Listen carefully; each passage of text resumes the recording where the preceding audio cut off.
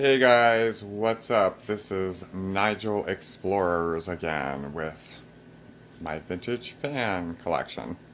I just posted a video earlier this morning um, on that cool dark brown looking 223 vintage fan, which is pretty awesome.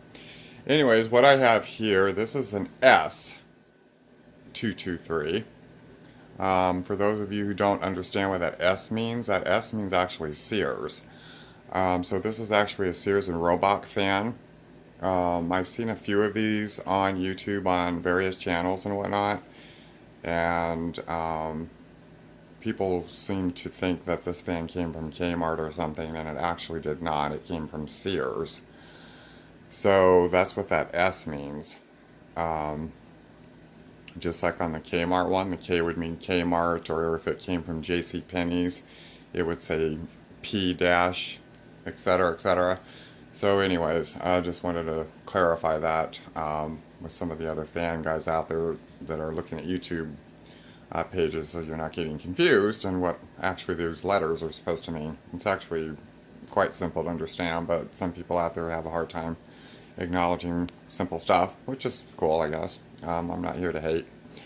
So anyhow, so this is my Sears and Roebuck fan. This is actually the one on my earlier video. I was describing about how the postal guy threw it over my gate and broke the effing foot on it. So anyways, that foot is actually right here. It's this one here. But you can't tell that it snapped off. It didn't snap off entirely, but I was able to super glue it, and it stayed on there ever since. But nonetheless, it still pissed me off that the dude threw it. I mean, nobody should be throwing people's stuff over their gate, which is like 12-foot high wall here, you know, that's like craziness. Anyhow, the color of this fan is actually called a burnt orange color, which is a very rare color, very unique. I absolutely love it. I have a baby fan to this in the same color. I refer to those as my baby fans, which would be the 14, 15-inch fans. Go this way. Let's see if that, so you can see it horizontal. So this color is very, very rare. They don't make it anymore. You can go to, you can get online and go to a specialty paint shop, like I had to, if you want to do, like if you have a fan and there's like little rust and stuff starting, and do touch up. But let me tell you, this color is not cheap. The little tube that I found was about $56 plus shipping. So the color is not cheap by any means. I haven't had to do any touch up on this fan. I'm just stating that in my video for references, because I do see a few other people that have this fan. I mean, there is a little right here, but I'm not really complaining about it. I'm not going to spend $60 for a little corner like that. Now, if it was horribly bad, then I probably would. So yes, this is also a LakeWood fan. Those are the first generation fins, as I call them. Very, very powerful motor. Come back here again. And you can still see I have my sticker down there still at the bottom.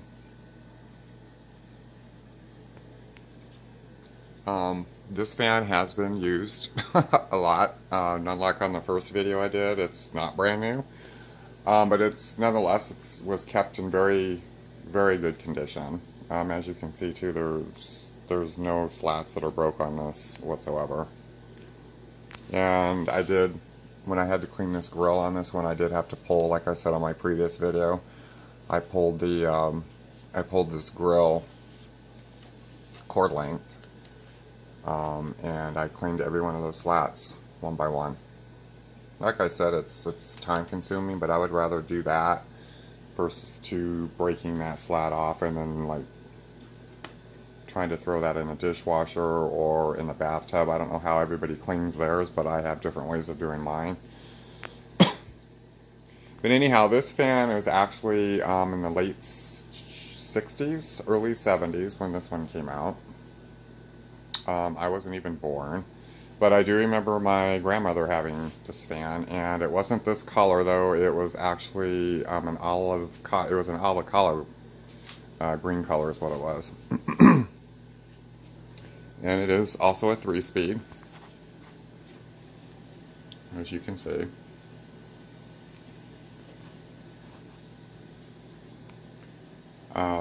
I also love the fact that these fans that I do purchase and that I find that they have the original screws. I know some people will take those old screws off and replace them with brand new silver ones from like Ace Hardware or some shit. But to me, that kind of takes the vintage look away from the fan. So if I can get the fan with the original screws, then by all means I keep the screws. I don't replace them or throw them out. And I don't clean them up either. So that little rusty gives it kind of an antique-ish look, and I think that's pretty cool. And again, it adds to the vintage look of the fan. If you start primering it up and doing all this crazy stuff on it, then it's going to really start looking like a today's modern so-called fan. You can go get it like on Amazon or some bunch of shit. So anyhow, I will start out on low, and we will go with the flow and go from there. So here we go.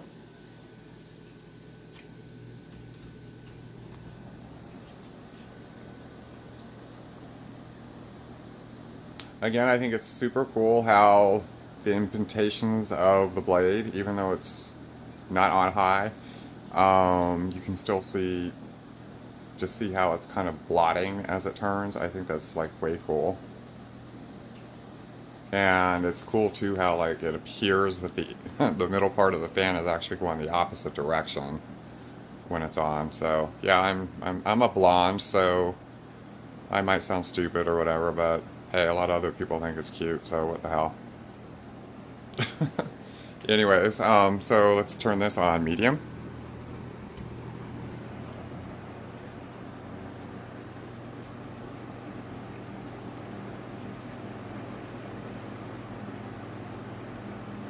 And again, this is a really quiet fan. But then again, most LakeWood fans are. You try to get that today's plastic crap that they have out there, it's like, that shit is not only cheaply made, but it's louder than hell, and it's just like... So part of the big reason I like the LakeWood fans is because of the white noise, because I don't know about you guys, but I like to have a fan when I'm sleeping. It helps me fall asleep and stuff, and it draws out all the other noise that I may or may not hear. And let's go too high.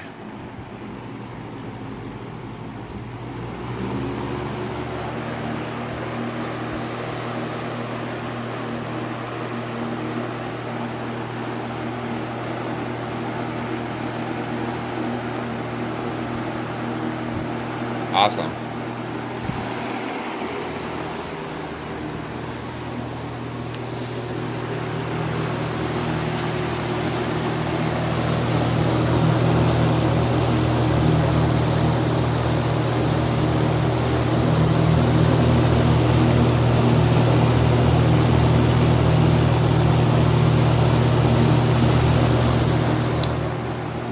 Now that paint on the back on that motor there is not for me. That's obviously because the fan is old.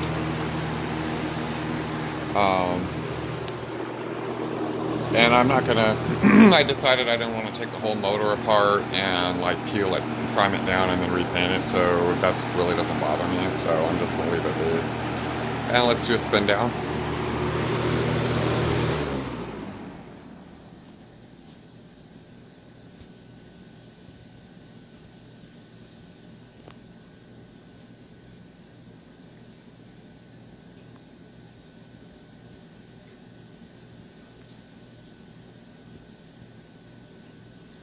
Spin down's pretty cool on this fan for as old as it is.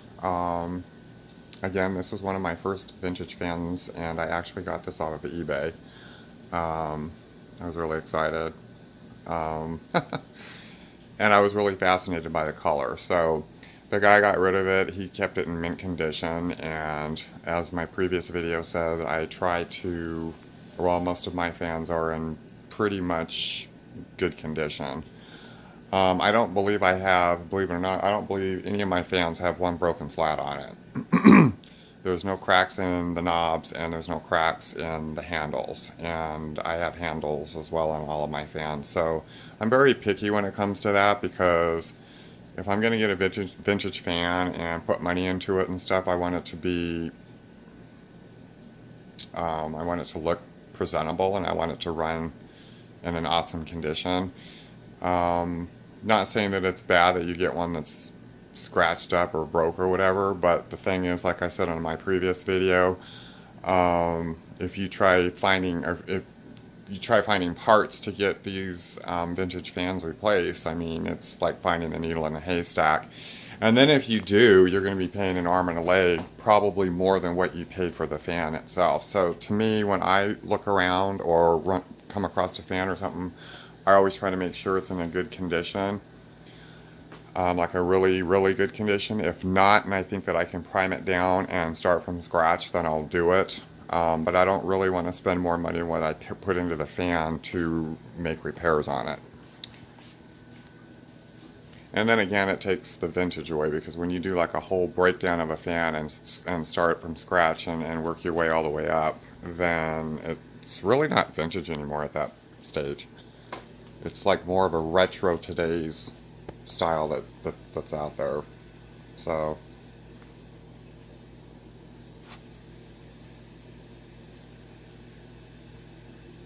yeah, this is an awesome fan. I like it. Of course, I like all my fans, so you'll hear me say that all the time in like all my videos. Anyways, I'm going to do on high now.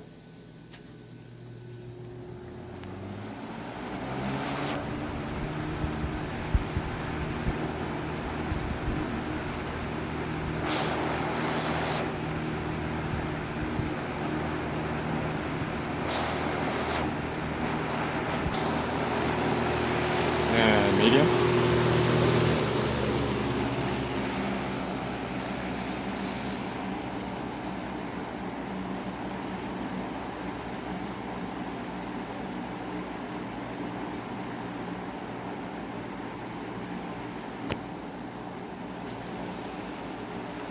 And low.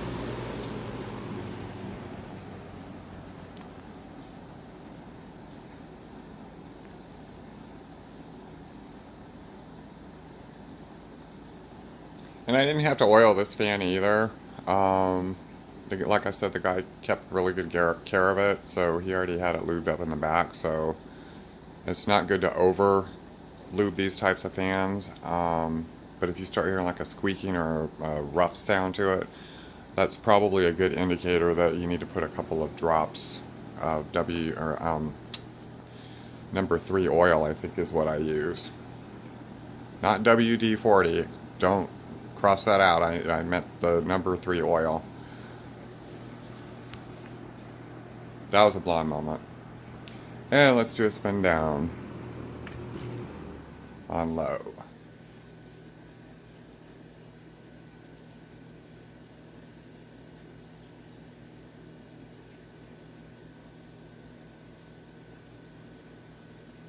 And again, this is the first gen fins. My other fan that you guys saw, if you watched it yet, are the second gen. And they do have a newer fan, a 223 with the third generation fins. However, there's actually 2 models of that fin out. There is a fat box size like this width, and then there's actually another one that's like half of this. So they've actually got 2 models of the third generation fins.